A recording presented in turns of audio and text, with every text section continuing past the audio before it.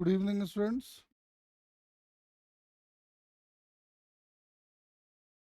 तो last class में जो कंस्ट्रेंट रिलेशन हम लोग शुरू किए थे, आज उसी को द एंड करेंगे डिटेल में एक बार।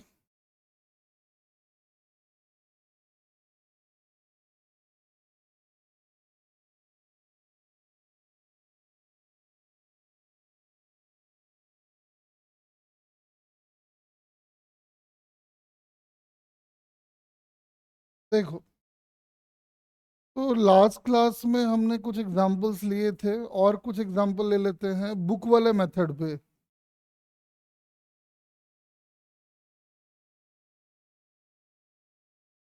क्यों?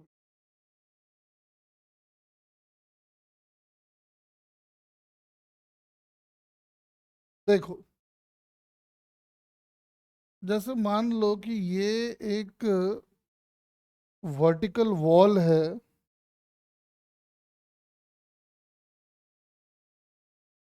और ये हॉरिजॉन्टल सरफेस है।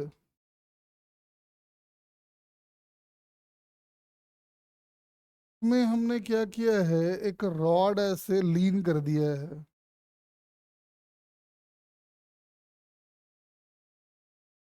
इस तरह के रॉड को एक लगा दिया है। ठीक है। और इस तरह का रॉड को रख दिया है। और ये वाला सरफेस आपका पॉलिश किया हुआ है, ग्राउंड है मतलब ये।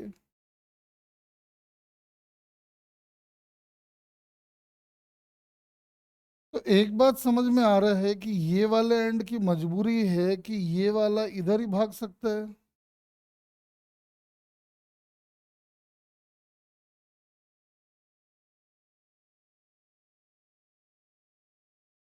कि मजबूरी ये इधर भागेगा। और इस वाले की मजबूरी है कि ये वाला इधर भागेगा।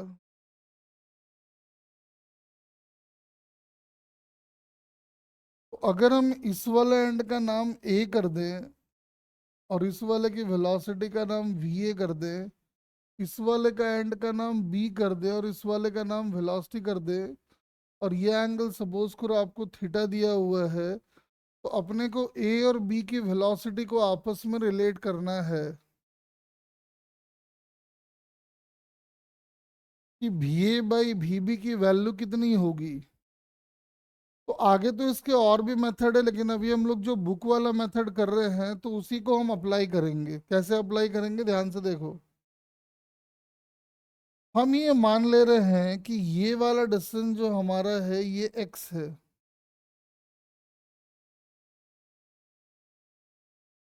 और साथ में हम ये मान ले रहे हैं कि ये वाला जो पूरा डिस्टेंस है ये वाई है। ठीक है।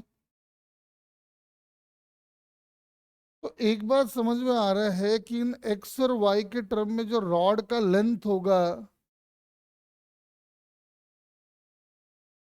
वो होगी under root of X square plus Y square. समझ में आ रहा है कि एक्स की वैल्यू बढ़ेगी, वाई की वैल्यू घटेगी, लेकिन रॉड का लेंथ हमेशा कांस्टेंट रहेगा। यानी derivative of length of the rod with respect to time must be equal to zero. इसका जब डेरिवेटिव करोगे तो देखो डेरिवेटिव आएगा 1/2 root X square plus Y square, और साथ में आएगा 2x into D X by D T plus 2y into D Y by D T, and this must be equal to zero. अब ये तो रॉड का लेंथ है, तो इसको तो उधर ले आके जीरो से मल्टीप्लाई कर दो, जीरो हो जाएगा। टू टू भी काट दो। जरा ध्यान से देखो तो dx बाई डी टी जिस रेट से x की वैल्यू बदल रही है वही तो a का वेलोसिटी है, और टाइम के साथ x जो है वो बढ़ रहा है तो ये प्लस भी आएगा। लेकिन y को अगर देखो तो y की वैल्यू टाइम के साथ घट रही है, तो dy बाई डी टी को हम लिख देंगे माइनस वी बी। ध्यान से देखो, दिख रहा होगा कि x into V A is y into V B. तो आपको अगर V A by we B चाहिए तो आप लिख ले y बाई एक्स। और ध्यान से देखो तो इस वाले ट्रायंगल में tan थीटा अगर देखोगे तो y बाई एक्स के इक्वल है। इसका मतलब रिलेशन आ गया ऐसा, यानी we A is equal to V tan theta. हाँ, अगर आपसे कोई पूछ ले कि बताओ कि किसकी वेलोसिटी ज्यादा है, ए की या बी की, तो इसमें दो केस बन जाएंगे।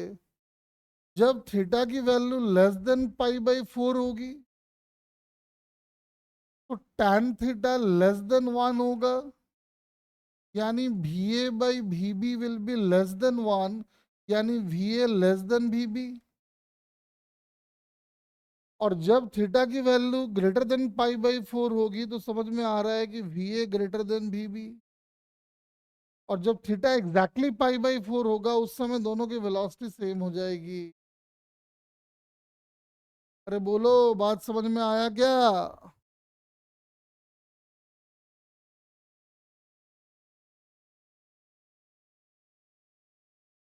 हाँ जी।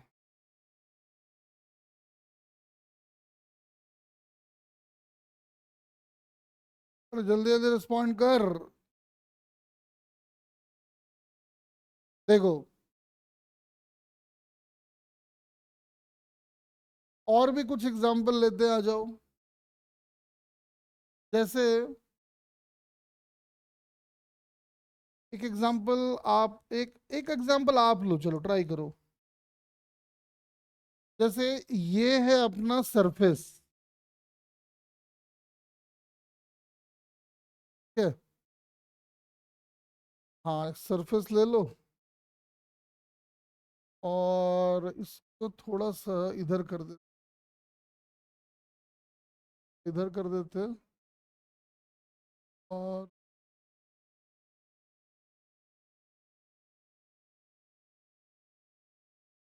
एक लाइन यहाँ बना लो, एक लाइन यहाँ बना लो, ठीक है। यहाँ पे एक ब्लॉक है और यहाँ पे एक पुली है,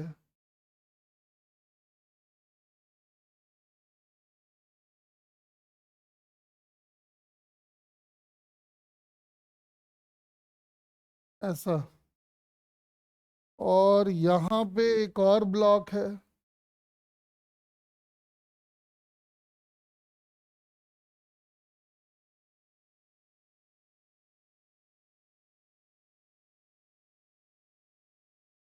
ये लो, ठीक है।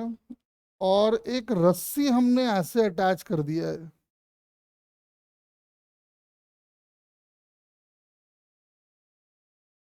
ऐसा। और एक रस्सी ऐसा, देख लो।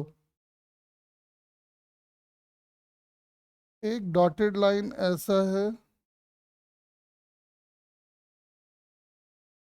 This angle is theta.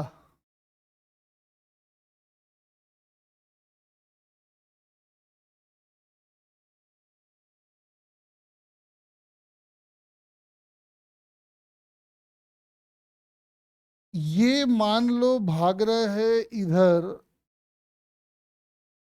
BA से, और ये भाग रहा है भीबी से। Find B A by V B. Try करें जरा।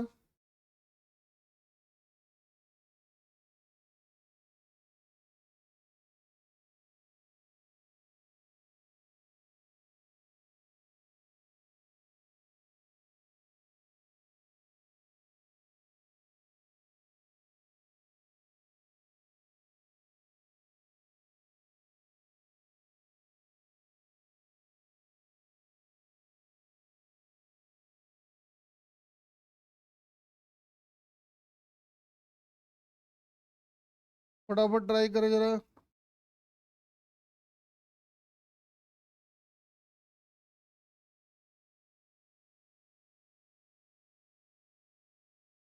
नहीं तनेश कभी अच्छे से फाइंड करो ऐसे।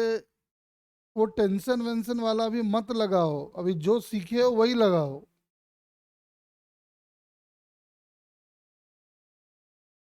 नहीं, टेंशन मेथड से भी नहीं करे, अभी बुक वाला मेथड जो सिखाए हैं वो करे। टेंशन वाले मेथड पे आधा अधूरा जानकारी से काम करोगे, गड़बड़ी हो जाएगा, फंस जाओगे।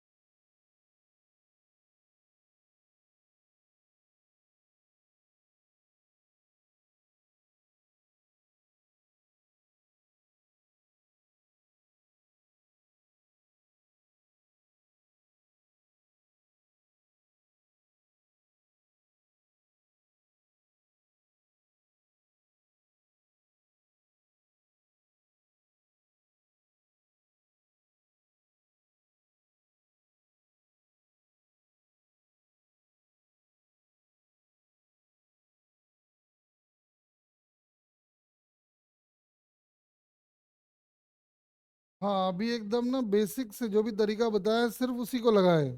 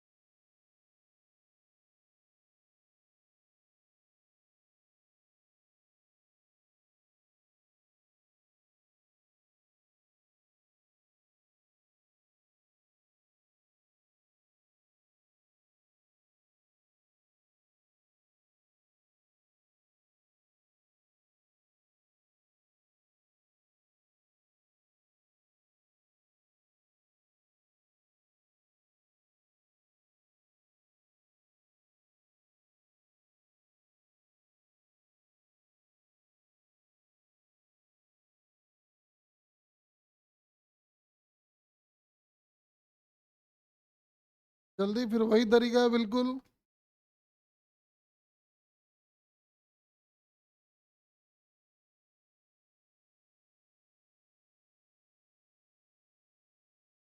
देखो, फिर हम वही करने जा रहे हैं। अपना लोग इसको मान लेते हैं कुछ एक्से।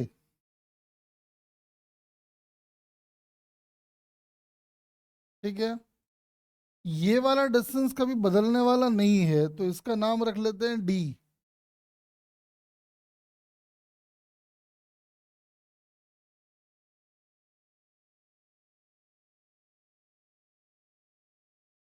और वाला जो डिस्टेंस है का नाम रख लेते हैं एक्स बी। रस्सी का लेंथ अगर निकाल के देखें तो साफ समझ में आ रहा है कि लेंथ ऑफ द स्ट्रिंग जो आएगा that must be equal to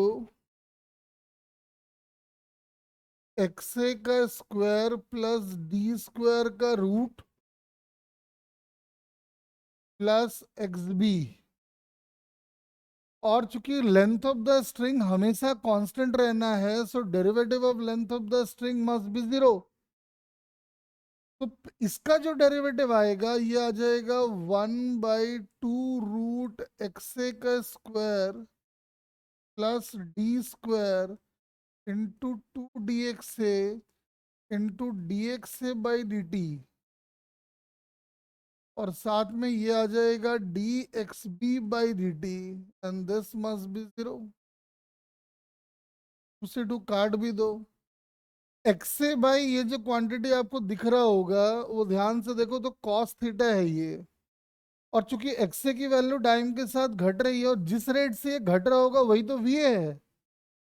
तो आप लिख पाओगे कि minus V A cos theta that must be equal to V B, sorry plus V B equal to zero, यानी V B must be equal to V A cos theta. एकदम आसानी से आ गया, कोई खास बात नहीं है। नॉर्मली हम ये मेथड नहीं लगाते हैं, बुकों में ऐसे ही करता है। हम चाहते हैं कि ये भी आप सीखो। चलो एक और देखो। वैसे तो आपको ऐसे भी आता है ये वाला, फिर भी एक बार देख लो।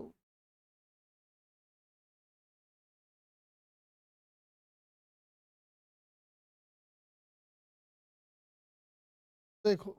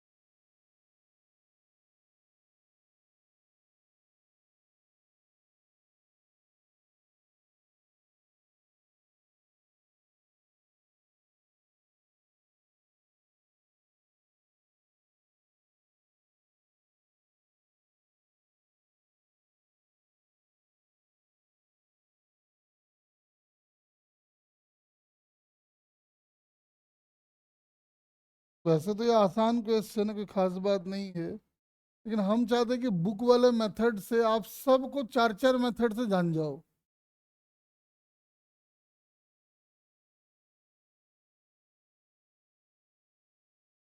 ये आ गया।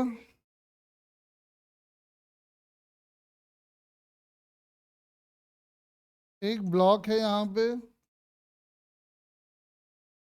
और एक ब्लॉक लगा दिए हम यहाँ पे,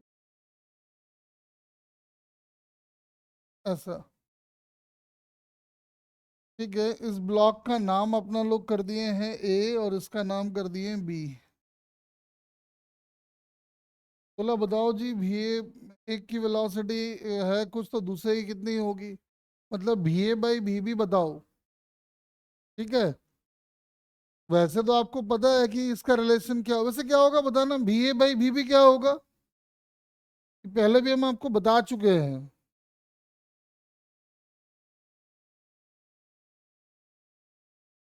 में अगर आपसे कोई पूछे कि बताओ भाई वी ए बाई भी बी की वैल्यू कितनी होगी तो क्या बताओगे आप? जल्दी जल्दी रिस्पॉन्ड करो हाँ। हम बताए थे ना कि अगर ये v वेलोसिटी से नीचे जाएगा तो ये 2v से जाएगा, तो आप समझ रहे हो कि दोनों का रेशियो 2 आएगा। लेकिन हम चाहते हैं कि जो किताबी वाला मेथड मैंने शुरू किया है उससे सारे क्वेश्चन आपसे हों। आओ देखते हैं फिर से एक बार, फिर वही करेंगे। क्या करना है देखो, सबसे पहले ये लेंथ का नाम मार्क कर देंगे, का नाम कर देंगे एक्स बी,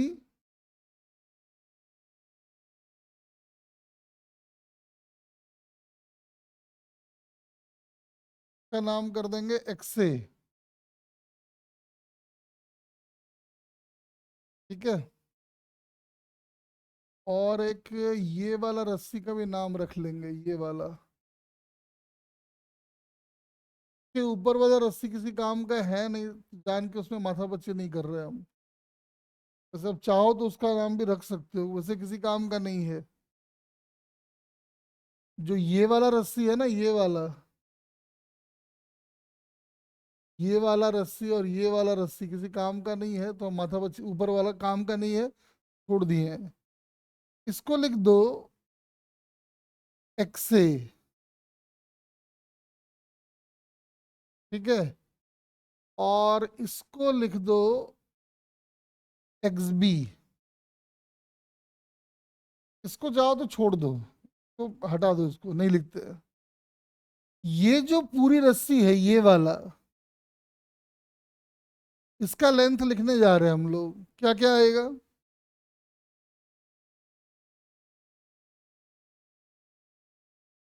ये आएगा एक्स से, और ये वाला एक्स बी और ये वाला एक्स बी, और वो तो जो है उसको छोड़ ही दो, लिखोगे तो डेरिवेटिव लोगे तो कैंसिल आउट ही हो जाना है इतना। और फलाना ढिकना जो कुछ और आएगा उसको एल मान लो आप, ये वाला जैसे मैंने एल मान लिया है। क्योंकि स्ट्रिंग का लेंथ कांस्टेंट रहने वाला है, तो हम लिखेंगे derivative of length of string with respect to time must be equal to 0। तो ये आ जाएगा D X A by D T plus twice of D X B by D T must be equal to 0। तो अगर हम ये मान रहे हैं कि ये ऊपर जा रहा है वी ए से, ऐसा मान लेते हैं, तो इसकी मजबूरी है कि नीचे जाएगा वी बी से। हाँ, एक बात समझ में आ रहा है कि जो बी की वेलोसिटी होगी वही इस पुली की वेलोसिटी भी होगी, क्योंकि ये बॉडी एकदम पुली के सेंटर से अटैच है। तो साफ दिखाई पड़ रहा है कि जो डी एक्स से बाई डी टी है वो आएगा माइनस वी ए, और जो D X B by D T है वो आ जाएगा velocity of pulley, and velocity of pulley is equal to velocity of block. तो आप देख सकते हो रिलेशन दोबारा बन गया, B A is equal to.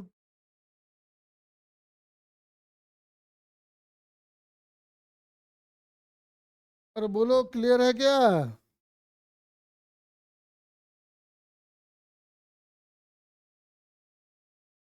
Although इसके लिए आपका पुराना वाला तरीका ही ज्यादा अच्छा है, ठीक है ना। तो पहला वाला मेथड में यही सब था, अब हम दूसरे मेथड में आते हैं, ठीक है ना, जो मेरा सबसे इंपॉर्टेंट मेथड है, मेथड टू।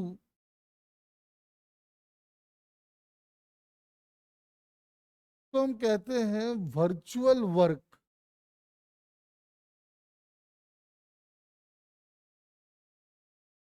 का कॉन्सेप्ट क्या है वो लिख लो पहले।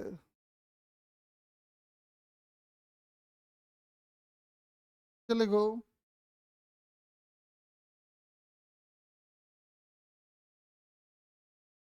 Internal forces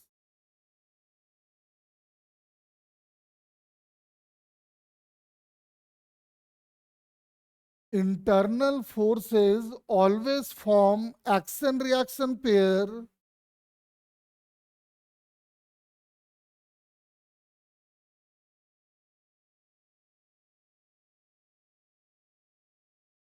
always form action reaction pair. So internal force does not perform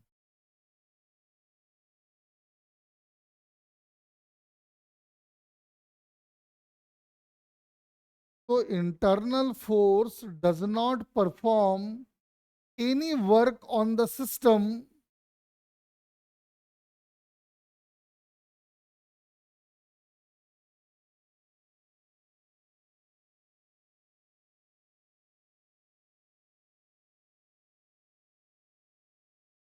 internal forces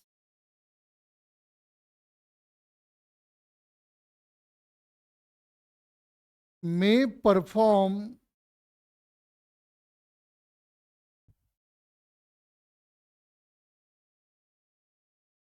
internal forces may perform positive, negative, as well as zero work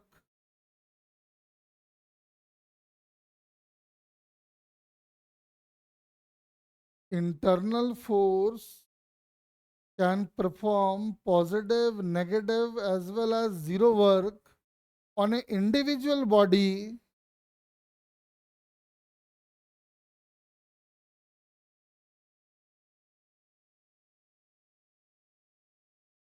but on entire system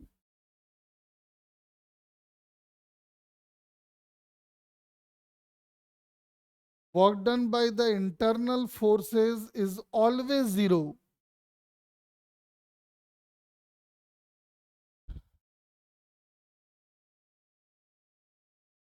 मेरा कहना है कि internal forces individual, देखो पहले internal force क्या है?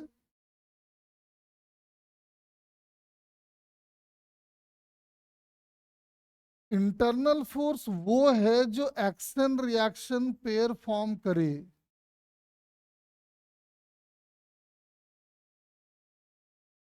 जो action reaction pair form करेगा वो इंटरनल फोर्स होगा। जो एक्शन रिएक्शन पेयर फॉर्म नहीं करेगा वो एक्सटर्नल फोर्स बन जाएगा। कैसे? जैसे हम आपको एक छोटा सा एग्जांपल समझाते हैं। देखो, जैसे मान लो ये अर्थ है और ये बॉडी है। अर्थ बॉडी के ऊपर एक फोर्स लगा रहा है mg। तो थर्ड लॉ से बॉडी भी अर्थ के ऊपर एक फोर्स लगा रहा होगा mg।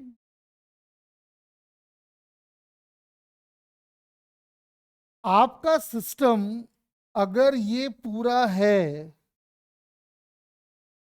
मतलब आपके सिस्टम में बॉडी भी है और अर्थ भी है, तो आप देखो तो mg एक्शन रिएक्शन पेयर बनाया कि नहीं बनाया?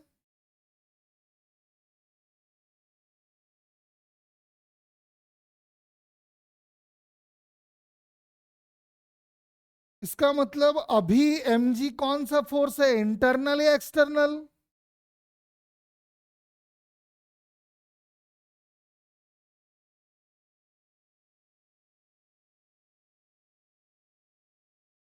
नहीं, देखो तनिष जी, सिस्टम तो हमारे ऊपर है कि हम सिस्टम किसको बनाएंगे। ठीक है ना? ये हमारे ऊपर है कि हम, देखो ना, अभी 2 मिनट समझ लो पहले। अगर हमारा सिस्टम ऐसा है तो mg जो है वो बन जाएगा इंटरनल फोर्स।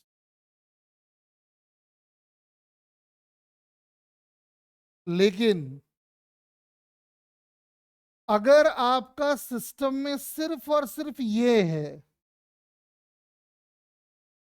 मतलब आपके सिस्टम में अर्थ आपके सिस्टम का हिस्सा नहीं है, आपके सिस्टम का हिस्सा है सिर्फ ये ब्लॉक, तो उस केस में mg हमारा इंटरनल या एक्सटर्नल?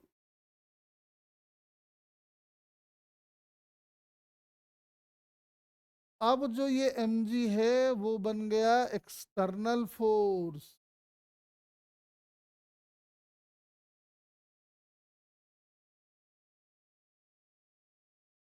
जैसे और एग्जांपल लेते हैं, देखो बहुत सारे एग्जांपल है हमारे पास। अब आओ थोड़ा आपको समझाने के लिए एक दो 11th का एग्जांपल लेते हैं, एक दो 12th का भी एग्जांपल ले लेंगे। अब जैसे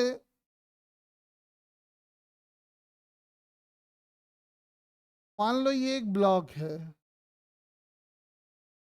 और ये M2 से अटैच है। स्प्रिंग अभी मान लो इलोंगेटेड है या कंप्रेस्ड कुछ है। मुझे एक बात बताओ, अगर हमारा सिस्टम सिर्फ ये है तो स्प्रिंग फोर्स इंटरनल फोर्स होगा या एक्सटर्नल?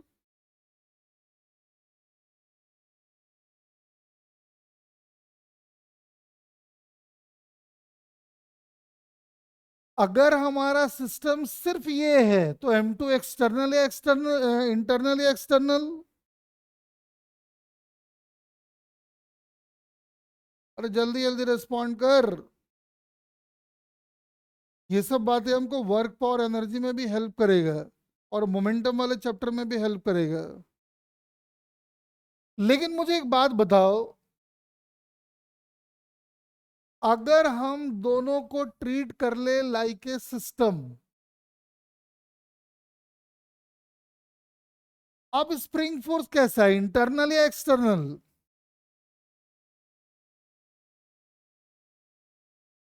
देखो ना, अब जो भी फोर्स लगाएगा, मान लो स्प्रिंग फोर्स इस पे लगाया इधर, इस पे लगाया इधर, दोनों को सिस्टम माने, कैंसिल आउट हो गया।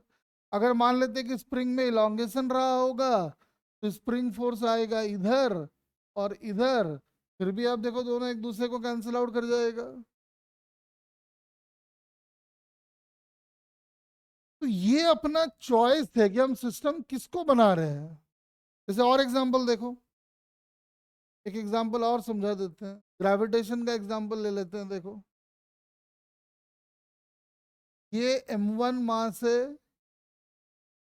ये M2 मास है, दोनों के ऊपर ग्रेविटेशनल फोर्स लग रहा है और कोई फोर्स नहीं है। समझ में आ रहा है कि M2 इसको अट्रैक्ट करेगा बाई ये फोर्स एफ, M1 इसको अट्रैक्ट करेगा बाई ये फोर्स एफ। अब क्या घिसा पिटा कहानी बोले, समझ में आ रहा है तुमको कि अगर दोनों को सिस्टम की तरह ट्रीट करेंगे तो ग्रेविटेशनल फोर्स क्या बन जाएगा, इंटरनल या एक्सटर्नल?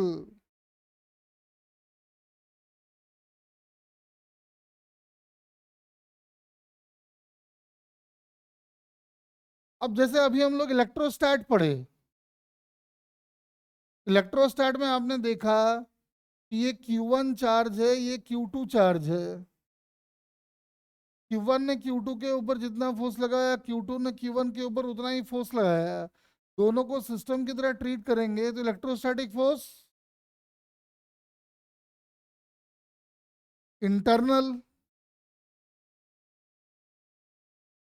लेकिन अगर सिस्टम में एक को रखे होते तो इलेक्ट्रोस्टैटिक फोर्स बन जाता एक्सटर्नल। तो ये आपको समझ में आना चाहिए कि कौन इंटरनल है कौन एक्सटर्नल है। जैसे और थोड़ा समझाता हूं, देखो,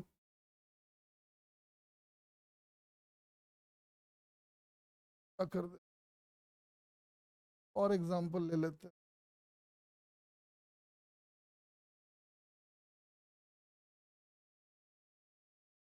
देखो थोड़ा और एग्जांपल लेते हैं। जैसे इसका एग्जांपल लेते हैं, आओ।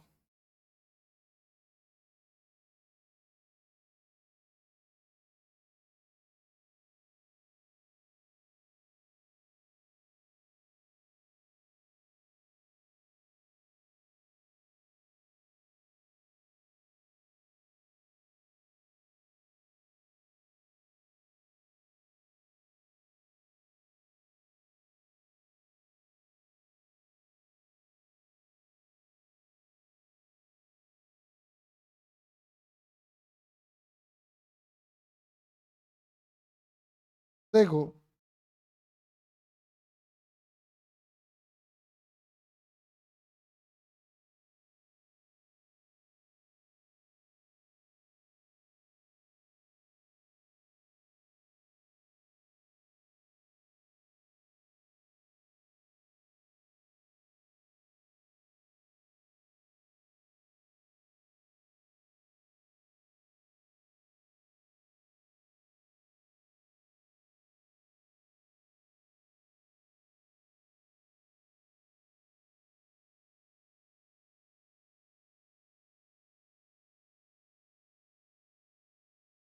देखो,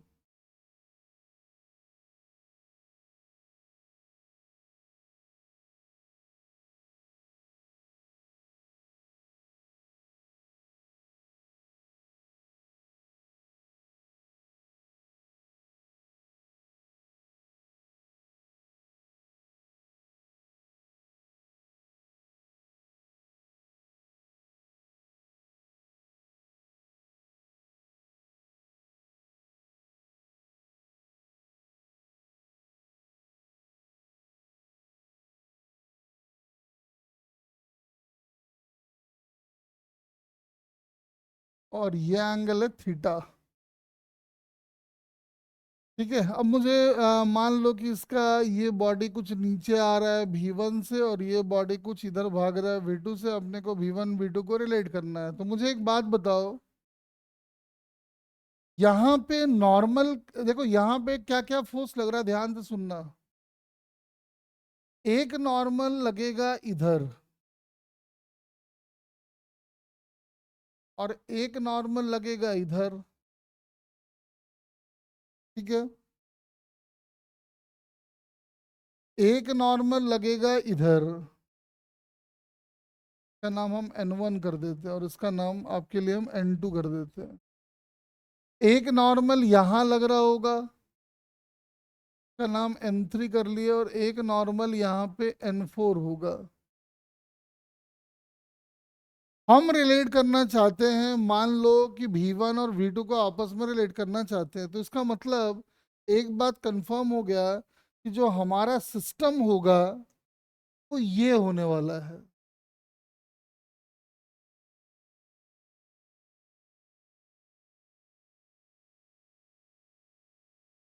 ये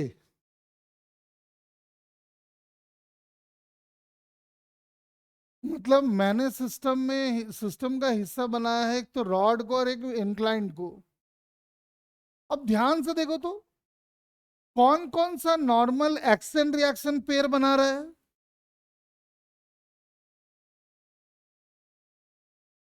एक ये वाला बना रहा है, देखो, सॉरी, एक ये वाला बना रहा है ना।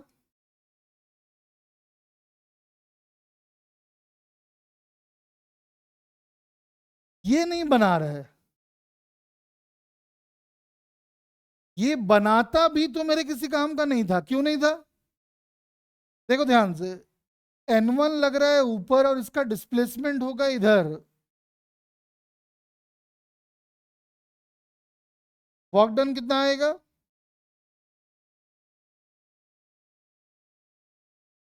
0। वैसे इनकी भी कहानी वही है। ये रॉड जब भी जाएगा तो नीचे जाएगा, और ये नॉर्मल एकदम उसके ठीक परपेंडिकुलर है। मतलब इनका भी कुछ वर्क डन होना नहीं है, मतलब हमारे काम का सिर्फ यही नॉर्मल है। तो हम बोलेंगे work done bye these two normals on the system is 0। अरे मेरी बात समझ पाए क्या?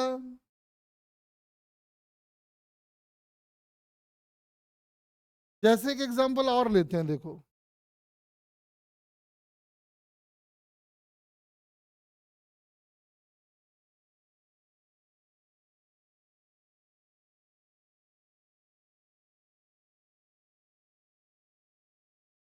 ध्यान से देखना जरा, एक एग्जांपल और ले लेते हैं। जैसे मान लो ये इंक्लाइंड है फिर से,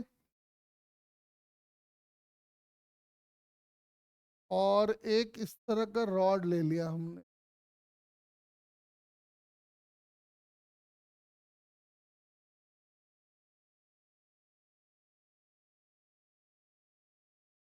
ऐसा।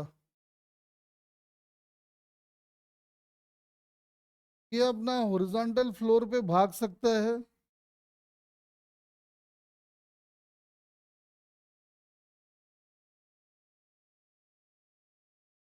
और साथ में दो रिजिड सपोर्ट भी लगा देते हैं ताकि इधर उधर ना भाग जाए ये।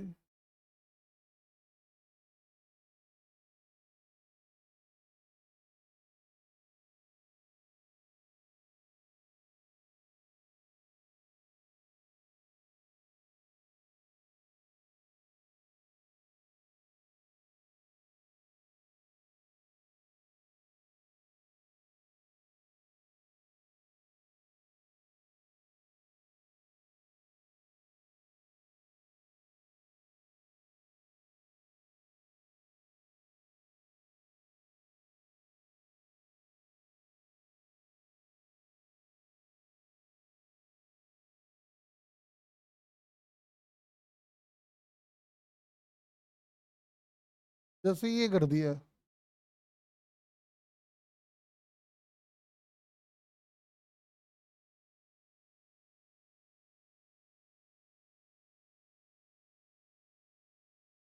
अगर ध्यान से देखोगे तो यहाँ वाला नॉर्मल एक आएगा, मान लेते हैं कि वो N1 है। एक नॉर्मल यहाँ से आएगा N2, एक यहाँ से आएगा N3, एक यहाँ से आएगा N4। बताओ, work done by the internal forces is equal to पूरे सिस्टम पे जीरो करोगे तो इंटरनल फोर्स कौन कौन सा लोगे?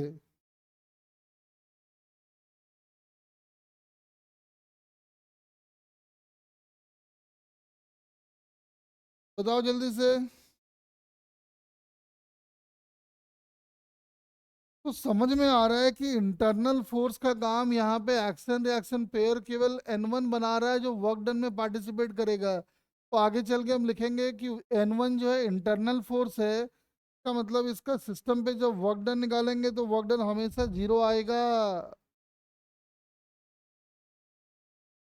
एक एग्जांपल और देखो।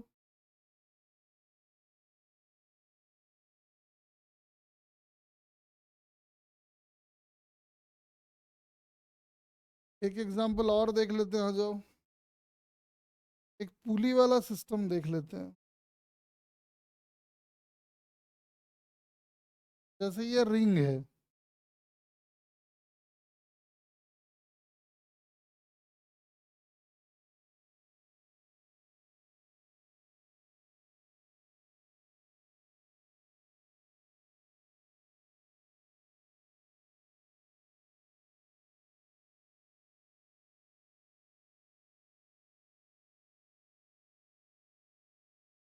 देखो ये रिंग ऐसे रॉड में फंसा हुआ है, यहाँ पे एक पुली है।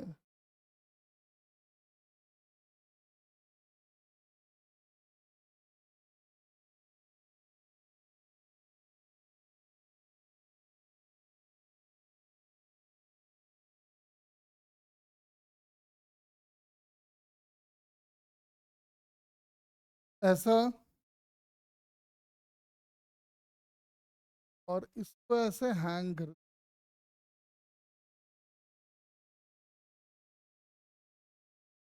रस्सी यहाँ से ऐसे लगा दिए है,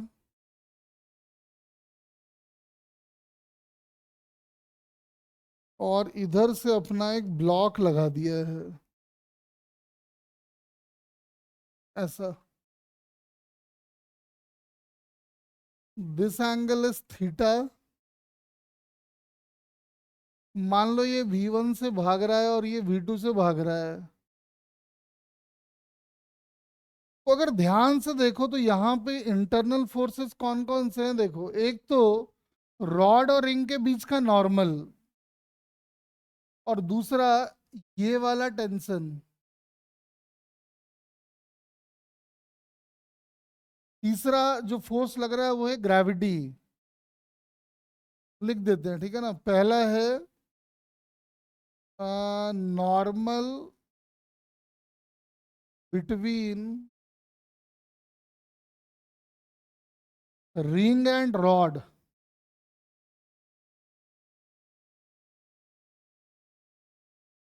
दूसरा, दोनों का वेट भी लग रहा है। और तीसरा, टेंशन। ध्यान से देख के बताओ तो, हम किसका वर्क डन जीरो करेंगे?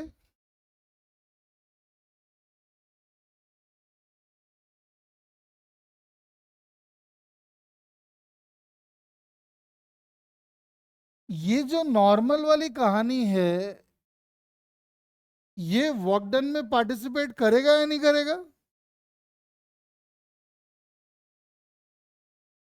क्योंकि इन लोग का नॉर्मल जो भी आना है वो ऐसे आना है, और डिस्प्लेसमेंट हो रहा है ऊपर या तो नीचे, तो वर्क डन तो हो गया जीरो। वेट, वेट अभी इसका और इसका इंटरनल है या एक्सटर्नल?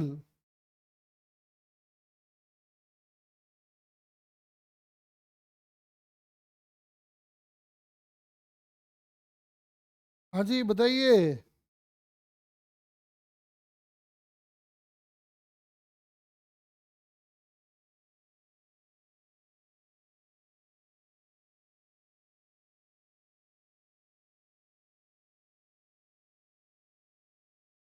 एक्सटर्नल है, तो बच गया ये। और ये कैसे हुआ, ध्यान से देखो, हमारा सिस्टम इस बार ऐसा है,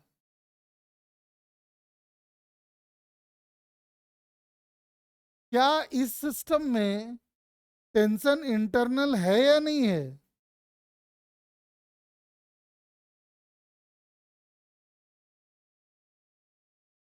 तो हम बोलेंगे टेंशन का वर्क डन निकालेंगे और उसको सिस्टम से इंटरनल फोर्स है तो उसको जीरो से इक्वेट कर देंगे।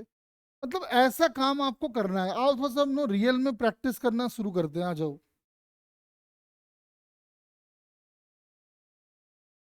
जैसे एग्जांपल के लिए एक सिंपल क्वेश्चन से शुरुआत करते हैं, आ जाओ, सबसे सिंपल क्वेश्चन।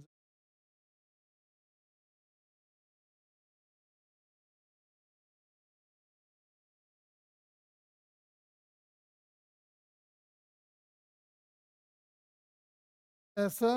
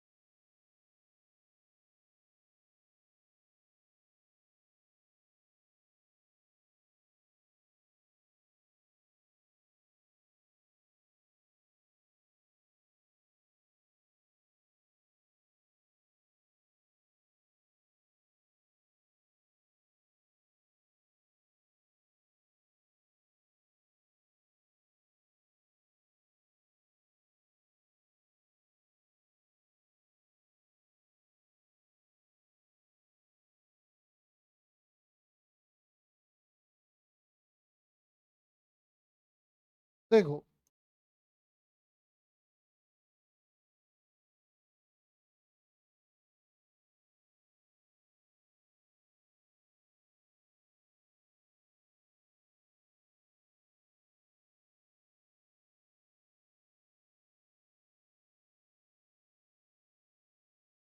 ठीक है ना, एकदम सबसे सिंपल क्वेश्चन, इससे सिंपल तो हो ही नहीं सकता है कुछ भी।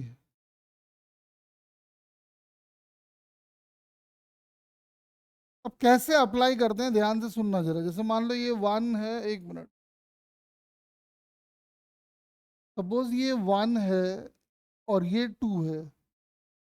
मान लेते हैं कि ये ऊपर बहुत छोटे से डिस्प्लेसमेंट x1 से भागा।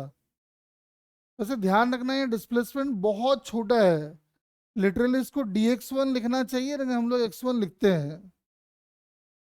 मान लो ये नीचे आया x2 अमाउंट से, है ना। तो ध्यान से देखो, यहां पे इंटरनल फोर्स के नाम पे कौन है? नॉर्मल है, ग्रेविटी है, क्या है यहाँ पे? और अपने को पता है कि पूरे सिस्टम के लिए टेंशन इंटरनल फोर्स का काम करेगा, यानी टेंशन का work done on the entire system must be equal to zero. तो हम लिखने वाले हैं, ध्यान से देखो, अगर यहाँ पे देखें तो टेंशन लगेगा इधर, और यहां अगर देखेंगे तो टेंशन लगेगा इधर, ओ भी 2t। हाँ, तुम ये कह सकते हो कि सर ये वाला को क्यों नहीं ले रहे हो आप, ये वाला को। तो ये वाला को इसलिए नहीं ले रहे हैं, इस पे देखोगे नेट टेंशन जीरो है, इस पे कोई वर्क तो होना नहीं है, तो क्यों माथा पच्ची करें। इसीलिए इन दोनों को लिखेंगे। तो ध्यान से देखो, इस पे टेंशन का वर्क प्लस में आएगा या माइनस में? वन पे टेंशन का वर्क प्लस या माइनस? प्लस। कितना? तो टी इंटू x1। वैसे टू पे टेंशन का वर्क अगर देखोगे तो आ जाएगा -2t into x2, that must be equal to zero. तो x1 is equal to 2x2। दोनों तरफ डिफरेंशिएशन कर दो टाइम के रेस्पेक्ट में, तो आ जाएगा v1 = 2v2। और अगर स्टार्टिंग में ये लोग नहीं चल रहा था तो एक्सलरेशन का रिलेशन भी यही आ जाएगा, a1 = 2a2। अरे बोलो, सही है क्या?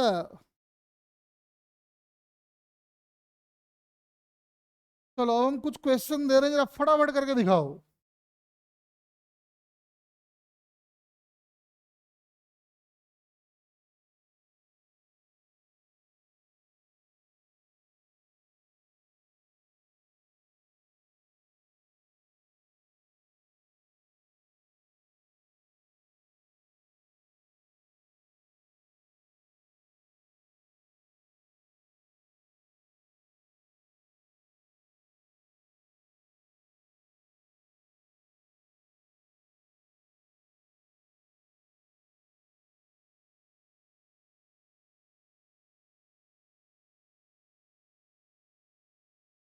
ऐसा आ गया ये।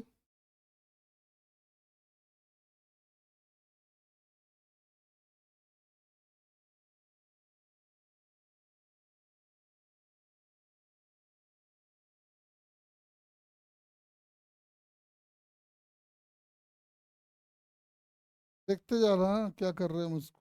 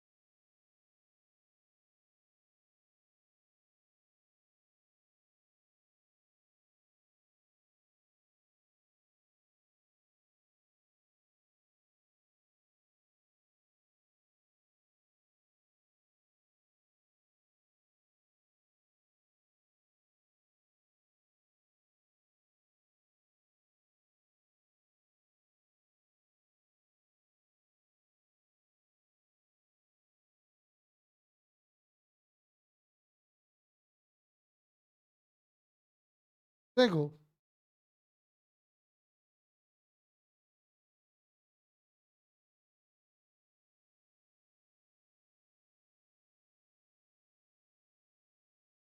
पता करो, अगर इसकी वेलोसिटी v1 है और इसकी वेलोसिटी v2 है, तो v1 v2 का रिलेशन क्या आएगा, जरा पता करो फटाफट।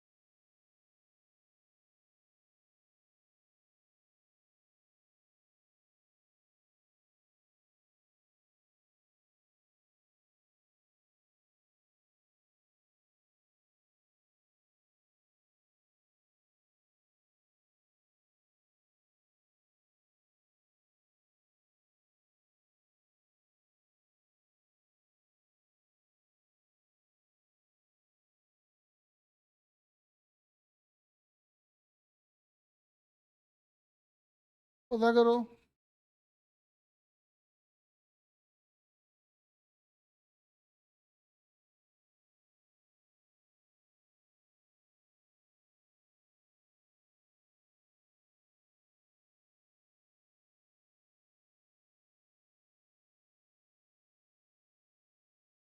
समझ में आ रहा है कि यहाँ का टेंशन अगर टी है तो यहाँ का टेंशन टी होगा।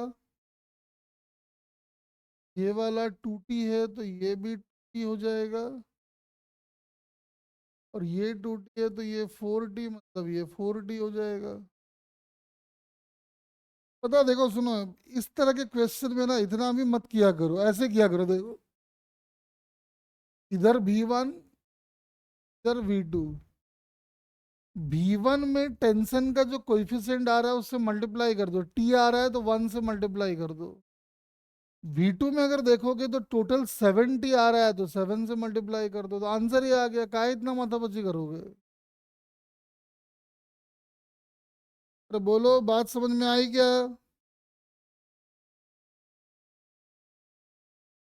Work done by force of tension करके भी वही आना है, तो काहे माथापच्ची करोगे? सीधा देखो और लिखो। काहे फालतू का परेशान हो गए? ये बताओ अगला वाला।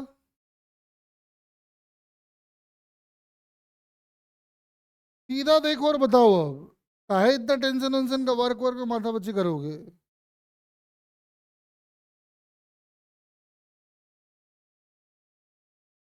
तो अगर इस वाले रस्सी का टेंशन को टी नाम दे दें तो ये वाला टू टी हो जाएगा और ये वाला टी हो जाएगा, तो खेल हो गया खत्म।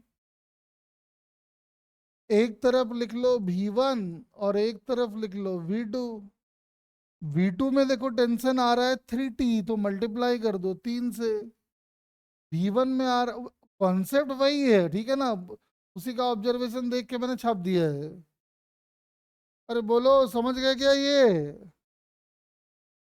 टेंशन वेंशन का वर्क लिखने की भी जरूरत नहीं है, ऐसे ही आंसर आ जाएगा। एक और देखते आओ।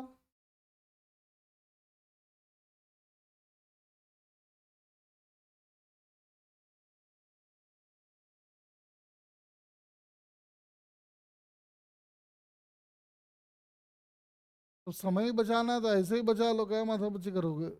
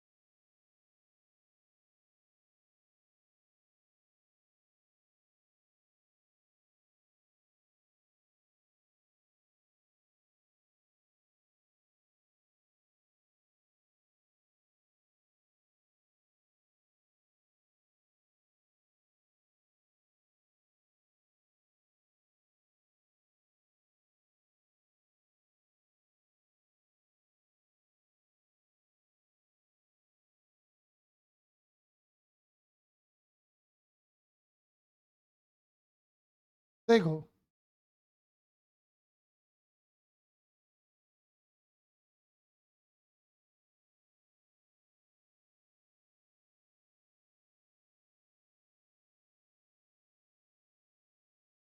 दे रखा है कि ये जो बॉडी है ना ये नीचे आ रहा है, सपोज करो 2 मीटर पर सेकेंड से। ये जो बॉडी है ये इधर भाग रहा है विद वेलोसिटी 5 मीटर पर सेकेंड। कह रहा है बताओ ब्लॉक ए की वेलोसिटी कितनी होगी और किधर होगी। मतलब अपने को वी ए वेक्टर चाहिए। ट्राई करें।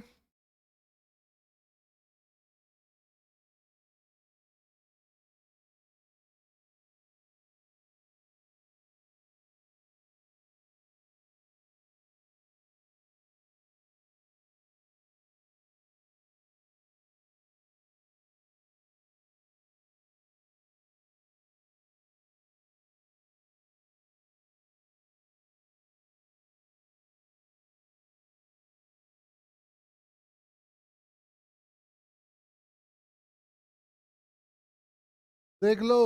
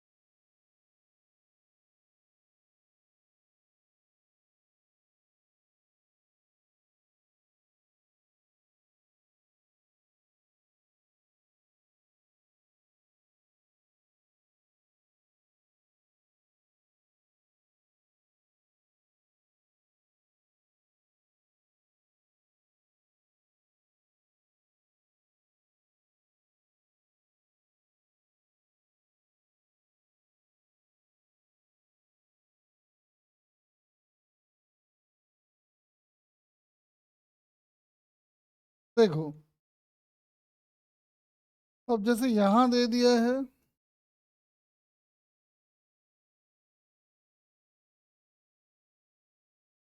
ये भाग रहा है नीचे, या इसको ऊपर भगा देते हैं। ये भाग रहा है ऊपर,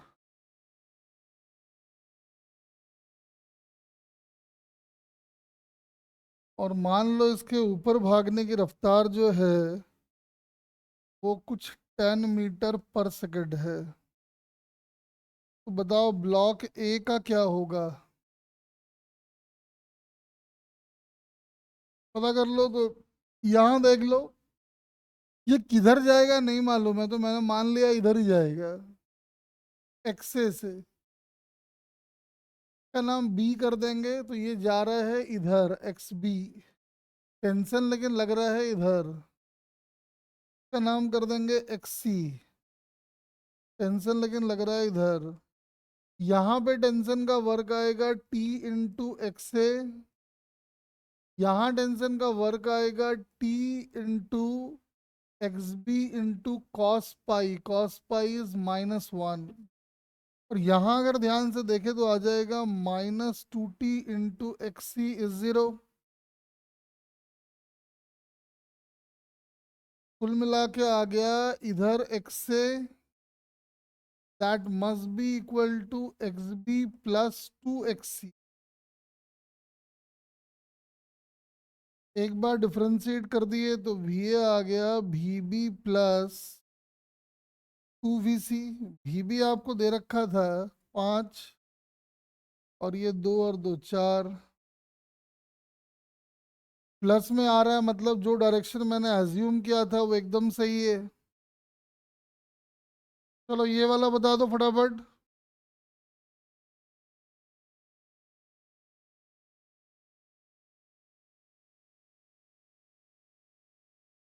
फिर वही है। अब ये किधर जाएगा नहीं बताया, तो मान लो ये ऊपर जाएगा। मानने में कोई बुराई तो है नहीं, तो मान लो x से। इसका नाम xb कर देते हैं, और इसका नाम xc कर देते हैं। अब टेंशन का वर्क निकालेंगे और इसको जीरो से इक्वेट कर देंगे। आ जाओ देखते हैं। तो a में टेंशन का वर्क आएगा t × x से -2t × xb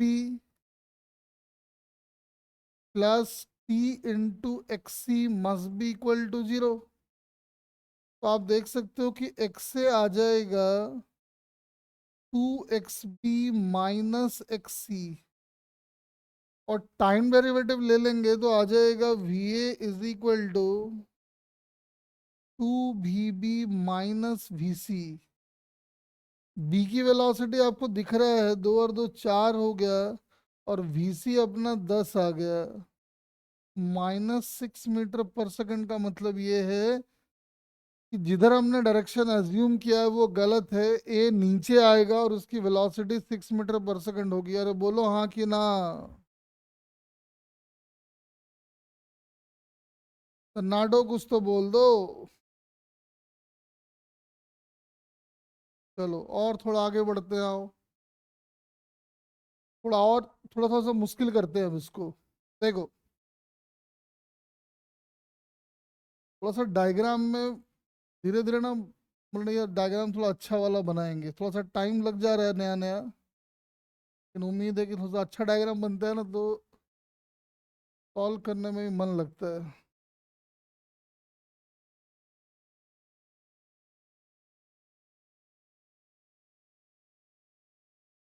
देखो, एक ब्लॉक यहाँ पे ऐसे ले लिया हमने, और एक छुटकी सी रस्सी भी लगा दी है। और छुटकी सी रस्सी के बाद एक पुली भी लगा दिया है।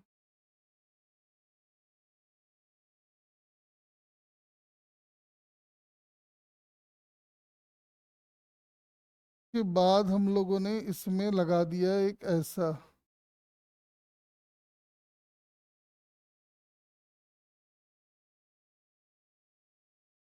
दीवार से चिपकाई देते हैं।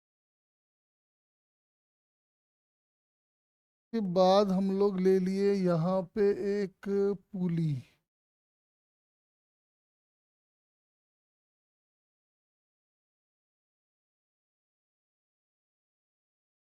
रस्सी को जोड़ दिए यहाँ से यहाँ,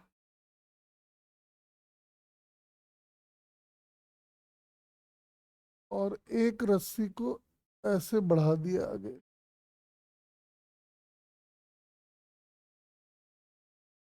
और एक ब्लॉक यहाँ पे लगा दिए।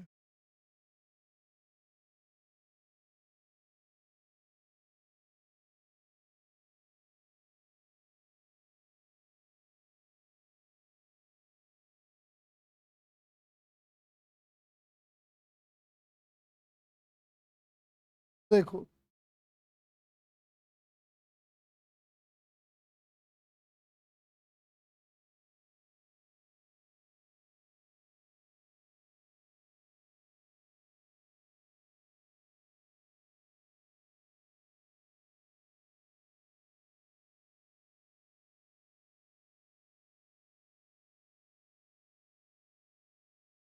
This angle is theta. मान लेते हैं कि ये ए है जो कि इधर भाग रहा है, और ये बी है जो इधर भाग रहा है। बताओ जी, V A by we B क्या होगा? चलो जल्दी बताओ।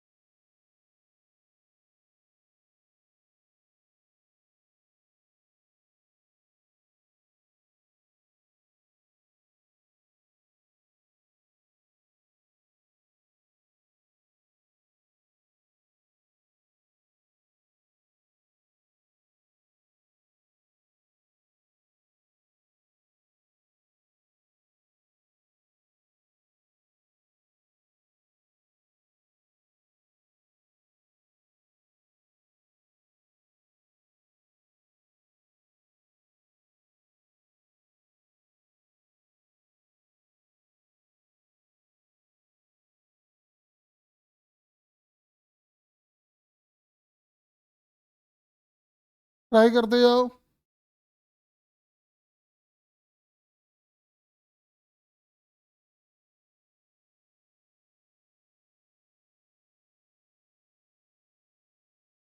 तो समझ में आ रहा है, क्योंकि ये पुली को, और ध्यान से देखो इस पुली को,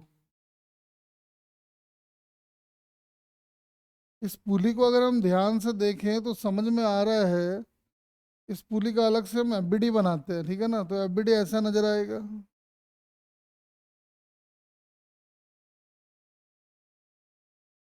एक टेंशन इधर, एक टेंशन इधर, और ये एंगल अगर थीटा है, और ये टेंशन इधर अगर हम नाम T1 रख दें, तो समझ में आ रहा है कि जो T1 होगा वो हो जाएगा, क्योंकि पुली मासलेस है, तो नेट फोर्स जीरो होने के लिए T times of 1 + cos theta हो जाएगा। और वहां तो कोई दिक्कत है ही नहीं, टेंशन T ही है। तो समझ में आ रहा है कि यहाँ टेंशन का वर्क डन माइनस में आने वाला है, तो -T(x)b। और यहाँ का टेंशन जो लग रहा है वो लग रहा है इतना, तो T times of 1 + cos theta into X A is equal to 0। समझ में आ रहा है कि जो एक्स बी आएगा वो आएगा x A times of 1 + cos theta. यानी V B is equal to V A into 1 + cos theta. चलो अगला ट्राई करो।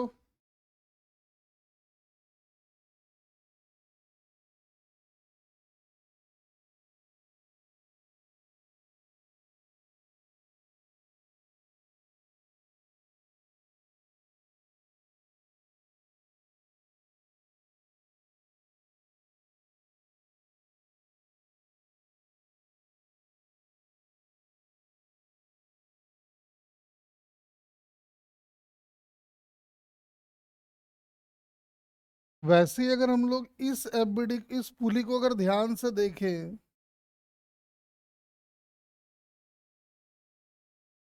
इस पुली को अगर हम ध्यान से देखें तो समझ में आ रहा है कि यहाँ का टेंशन अगर टी है और यहाँ का टेंशन भी टी है, तो इन दोनों का जो नेट टेंशन आएगा वो आएगा 2t cos थीटा। और चूंकि पुली मासलेस है तो यहाँ का टेंशन वही हो जाएगा 2t cos थीटा। यहाँ का टेंशन टी, यहाँ का टेंशन टी। इसका डिस्प्लेसमेंट का नाम 1 कर लो, इसके डिस्प्लेसमेंट का नाम भी 1 कर लो, इसके डिस्प्लेसमेंट का नाम 2 कर लो। बस वर्क डन लिख दो, खेल खत्म। क्या लिखेंगे? इस वाले ब्लॉक पे टेंशन का वर्क आएगा -t × x1। तो नहीं, वहां पे भी आएगा तो 2 से मल्टीप्लाई कर देते हैं। और यहाँ पे टेंशन का वर्क आएगा, चूंकि यहाँ का टेंशन 2t cos थीटा आया था, ये हो जाएगा 2t cos थीटा × x2 = 0। आप देख सकते हो कि x1 = x2 cos थीटा, मतलब v1 = v2 cos थीटा। और v1 हमारा u है तो देख सकते हो, और v2 हमारा v है, v की वैल्यू आ जाएगी u/cos थीटा। अरे हाँ या ना बोल दे।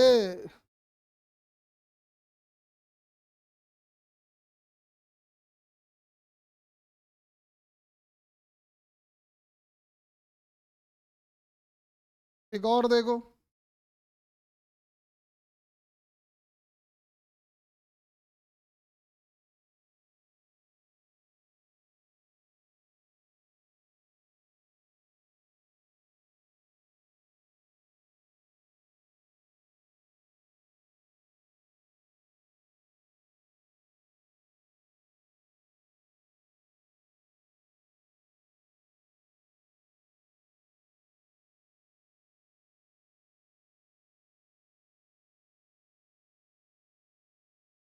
एक रिंग ऐसा है,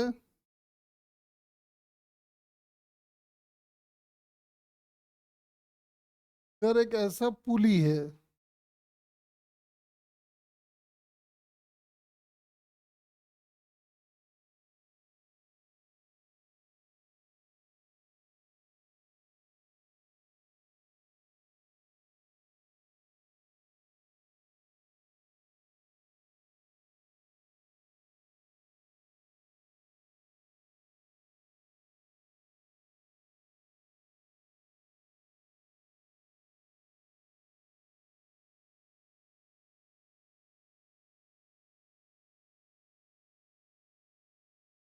क्या ऐसा,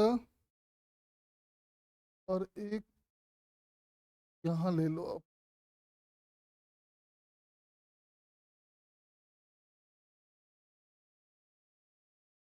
देखो,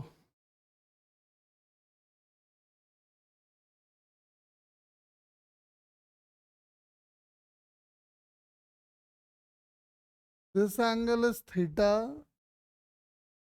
रिंग की वेलोसिटी है v1 इधर, ब्लॉक की वेलोसिटी है v2 इधर। Find v1/v2।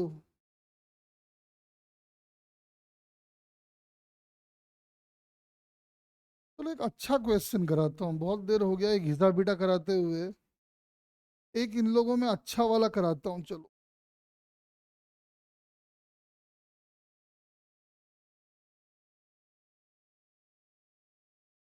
नोट कर लो इसको एक बार, एक अच्छा वाला एक कराता हूँ, चलो। बहुत देर हो गया, घिसा पिटा टाइप का कर रहे हैं।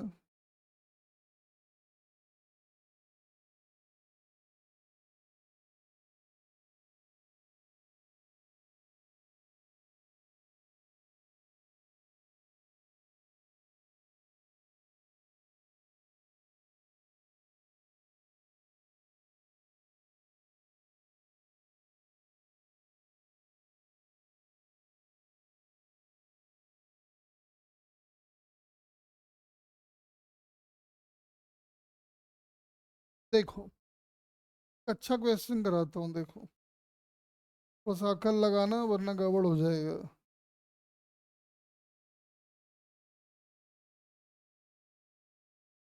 ये एक ऐसा रॉड है, और रिंग बना रहे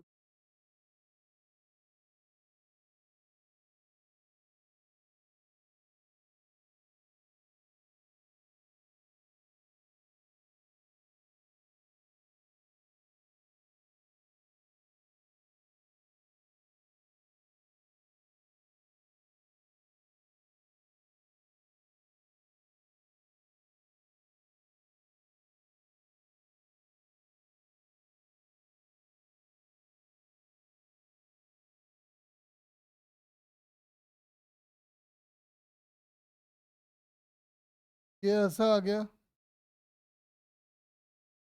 और ये लोग एकदम फिक्स्ड है।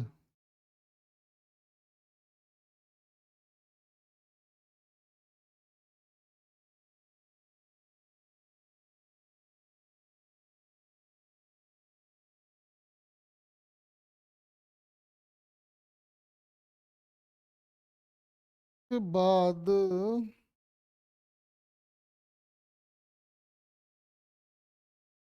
एक ब्लॉक से हमने जोड़ दिया है। क्या एंगल बन रहा है, दिख रहा है क्या ये?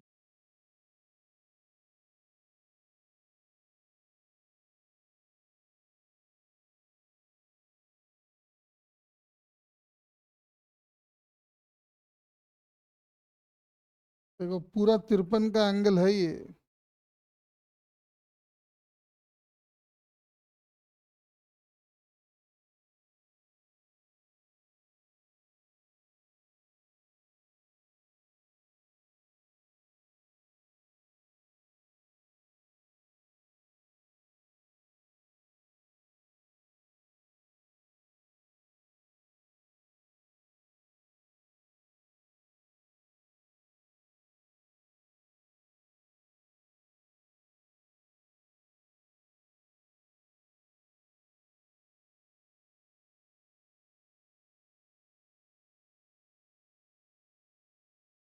ये एक अपना ब्लॉक यहाँ लग गया, और ये वाला भी अपने को चाहिए होगा। ये एंगल आपको दे दिया है 53 डिग्री। अभी काम पूरा हुआ नहीं है वैसे। अब क्या किया है, यहाँ से 37 के एंगल पे, 37 का मतलब हो गया, इतना होगा है ना, इतना होगा। यहाँ पे हमने एक रिंग और लगा दिया। रिंग क्या, पुली मतलब। और यहाँ पे लगा दिए एक और ब्लॉक।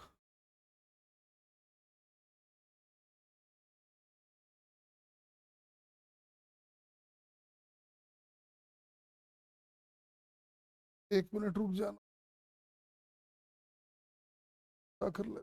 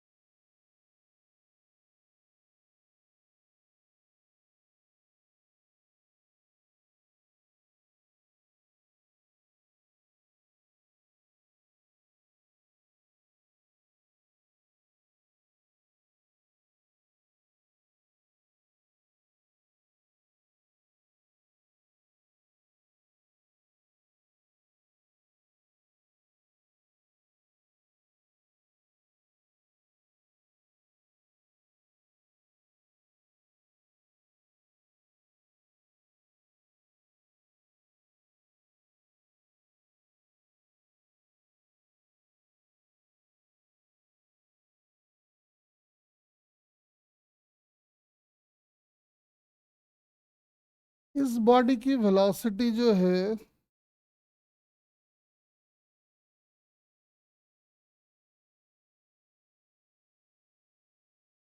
वी नॉट है।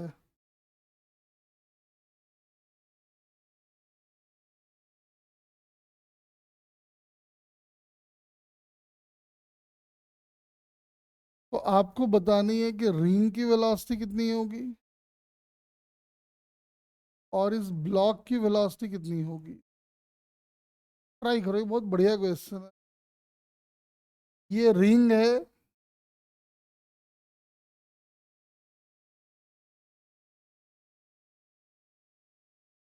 अभी तक का सबसे अच्छा क्वेश्चन है ये।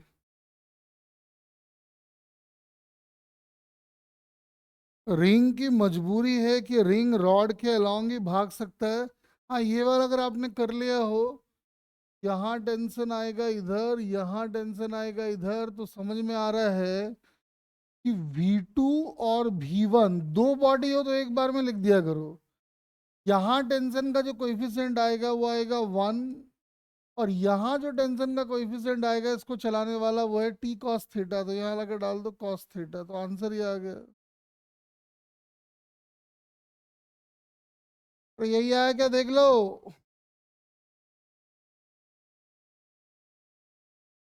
हाँ हाँ, सही कह रहे हो, ये में हम देना भूल गए, ये 37 है। 90 हो गया इत्तेफाक से। फटाफट जा ट्राई करो, तो बढ़िया फिगर बनाया देख।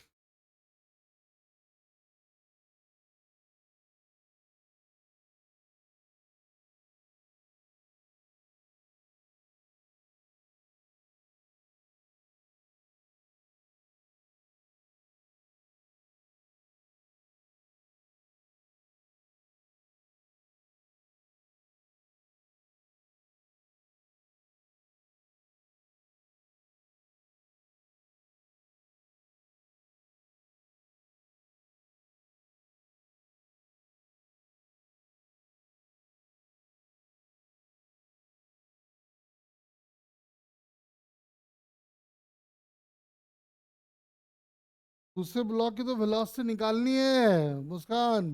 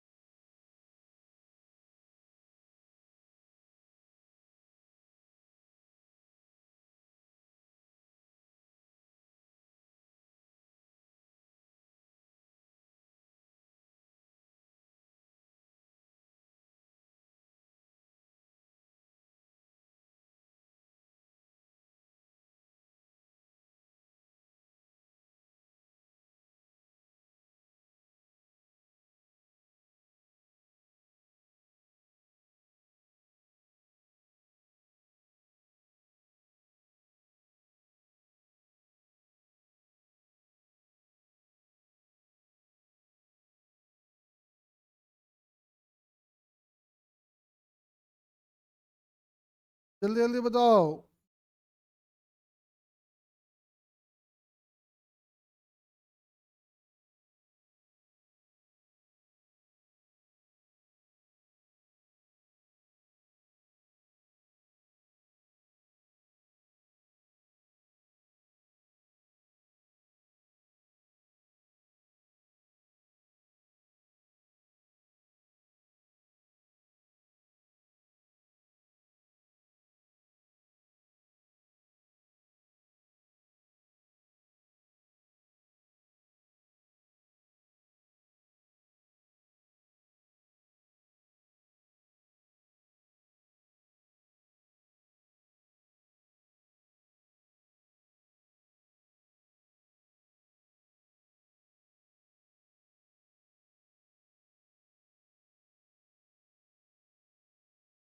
फटाफट बताओ क्या आ रहा है।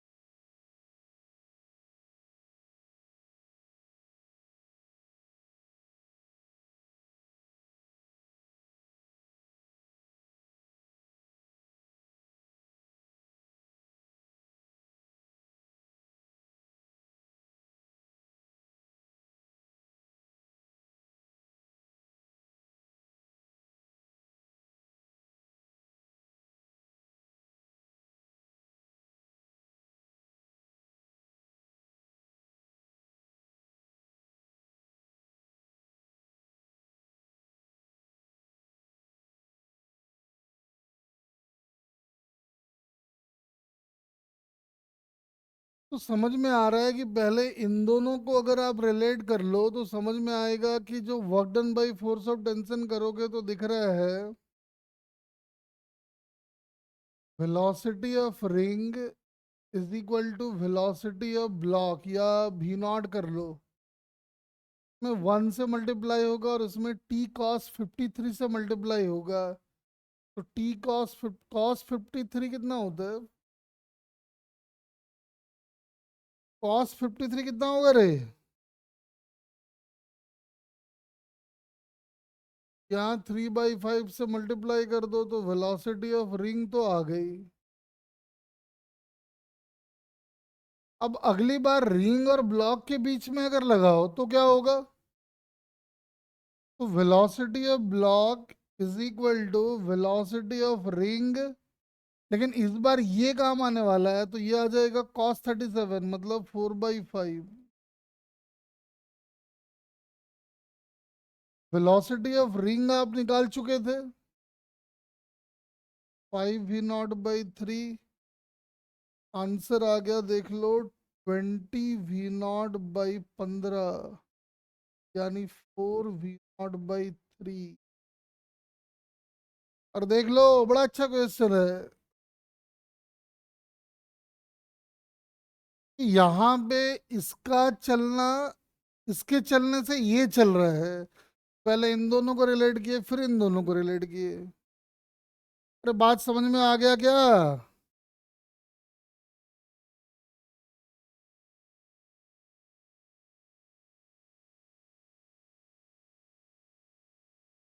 देखो, थोड़ा सा मुश्किल वाले अब थोड़ा आते हैं, ये रस्सी रस्सी वाले तो आप अब आपको रट गया है।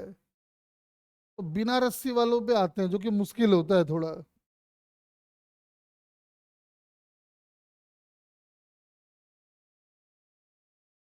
जैसे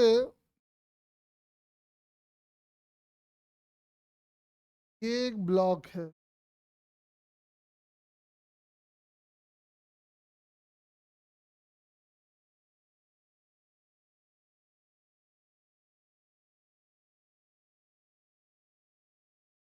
ऐसा, ठीक है? और एक ब्लॉक यहाँ पे और रखा हुआ है, ऐसा।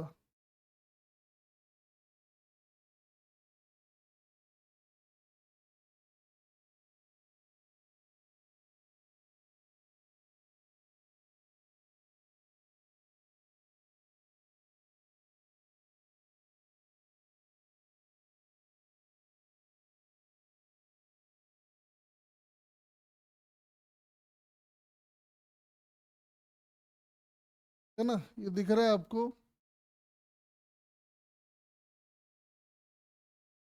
ये अपना दीवार है।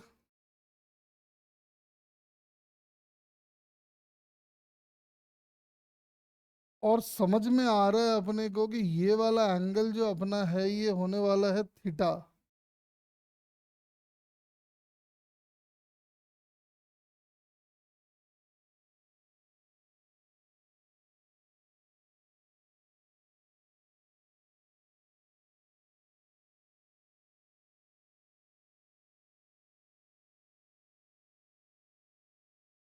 ऐसा।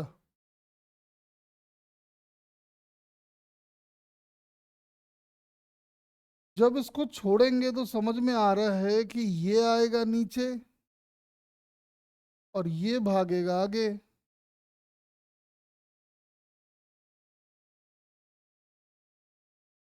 मान लेते हैं कि इसकी वेलोसिटी है v1 और इसकी वेलोसिटी है v2। तो अपने को v1 और v2 को आपस में रिलेट करना है।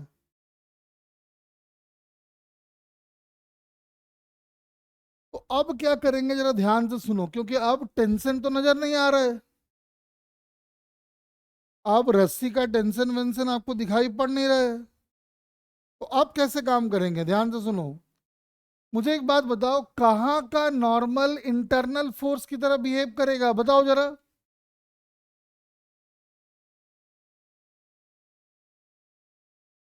इधर का नॉर्मल इंटरनल फोर्स की तरह बिहेव करेगा, बताओ।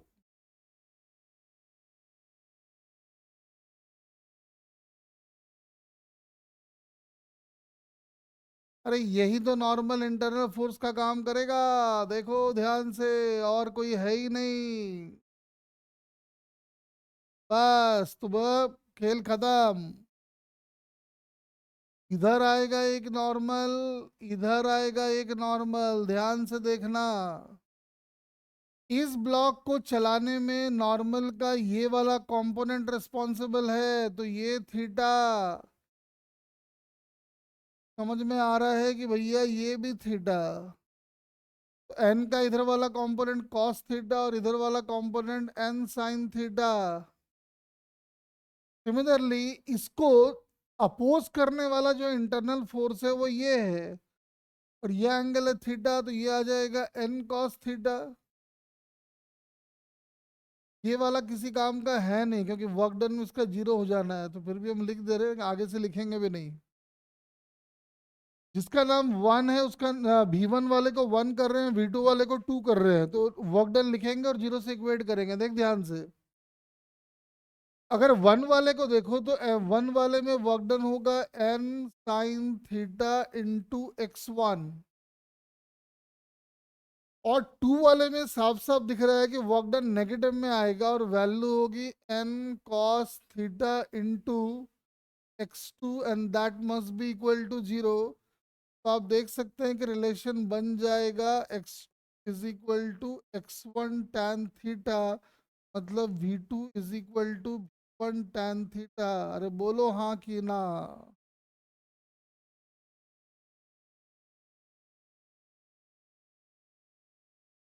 पूरे सन्नाटे में जा चुके हो तुम लोग।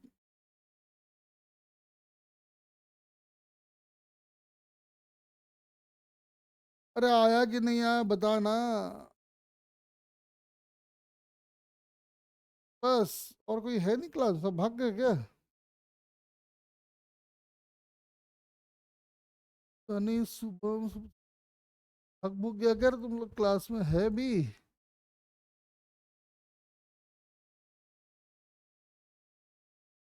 हाँ, अरे समझ में आ गया या नहीं आया, बोलना रे जल्दी जल्दी।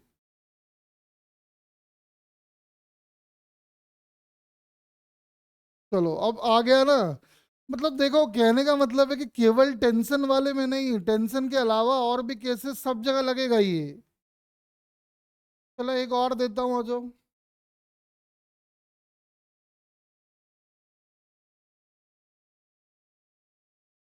जैसे ये एक ले लिए।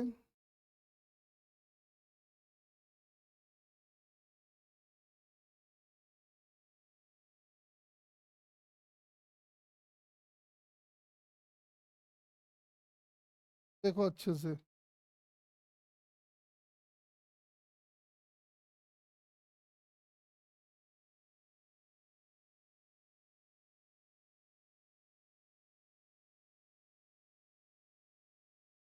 इधर,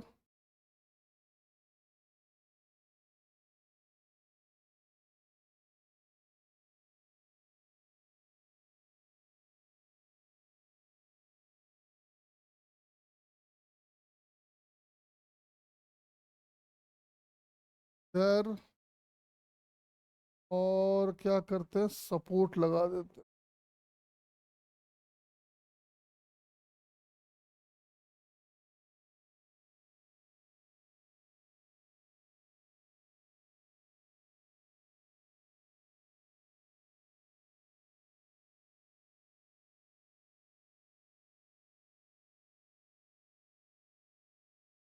देखो, रॉड इधर उधर नहीं भाग सकता, मजबूरी है रॉड की।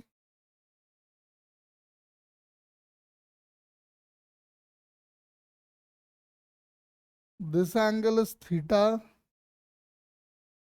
ये भाग रहा है V1 से, ये भाग रहा है V2 से। Relate V1 and V2।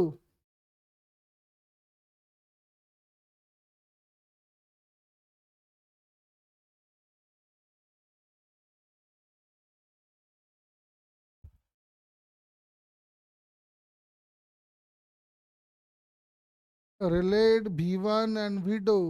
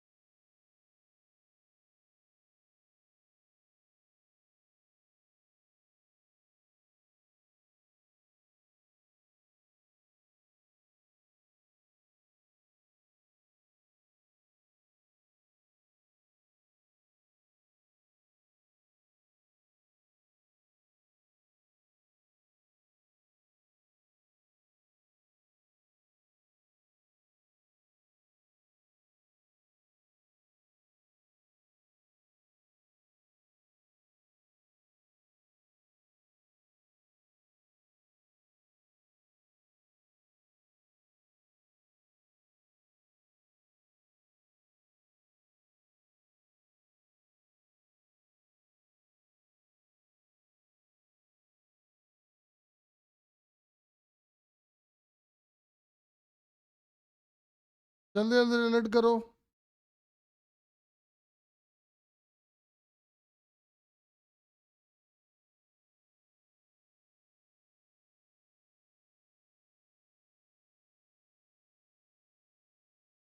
समझ में आ रहा है कि भाई यही वाला नॉर्मल काम का होना है।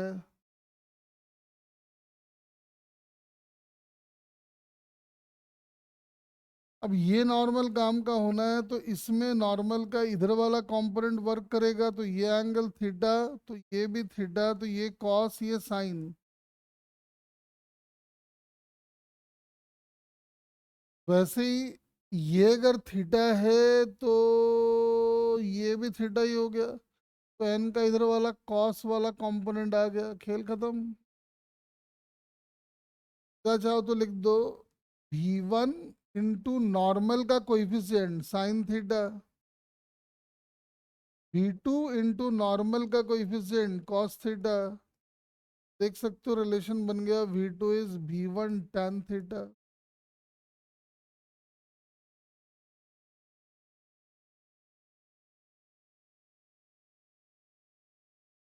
देखो मेन क्या होता है ना, बच्चों के दिमाग में रहता है कि ये जो बातें हैं सिर्फ टेंशन के लिए वैलिड है।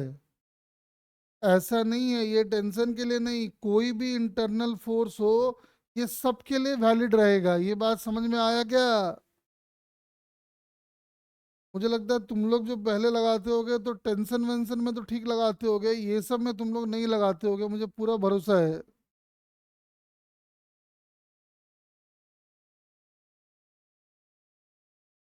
हाँ अभी नहीं, इसके और भी, अभी तो सेकंड मेथड आए हैं हम लोग, अभी और भी मेथड बाकी है, हम समझाएंगे आपको। ये वाला एक बार देख लो फटाफट। अब आपको तो लग रहा होगा यार इसी मेथड से हमारा सारा काम हो गया। जितने भी तरह के प्रॉब्लम आते हैं सेकंड मेथड से हमारा सब निपट गया। लेकिन और भी अभी मेथड्स हैं जो हम आपको समझाएंगे।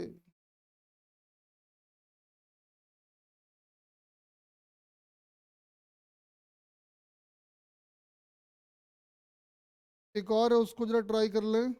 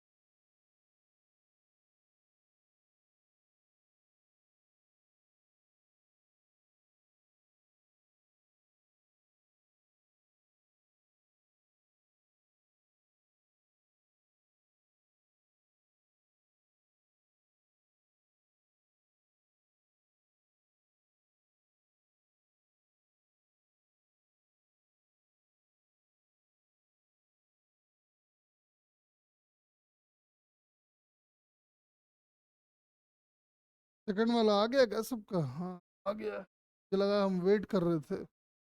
चलो ठीक है, देख लो। तो नॉर्मल तो दिख ही रहा है, इस पे तो नॉर्मल ही काम करेगा, लेकिन इस पे नॉर्मल का साइन वाला काम करेगा, यानी V2 नॉर्मल का साइन वाला, तो साइन से मल्टीप्लाई कर दो और उधर कर दो V1, खेल खत्म।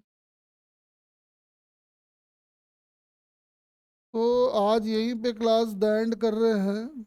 बार कोड जनरेट कर दे रहे हैं, देख लो। उम्मीद है आज का क्लास आपको बड़ा हेल्पफुल रहा होगा आगे के लिए। खास करके ये सब जो प्रॉब्लम्स है ना, अगले क्लास में हम बहुत सारा प्रैक्टिस करवाएंगे इसके ऊपर। चलो स्कैन कर लो।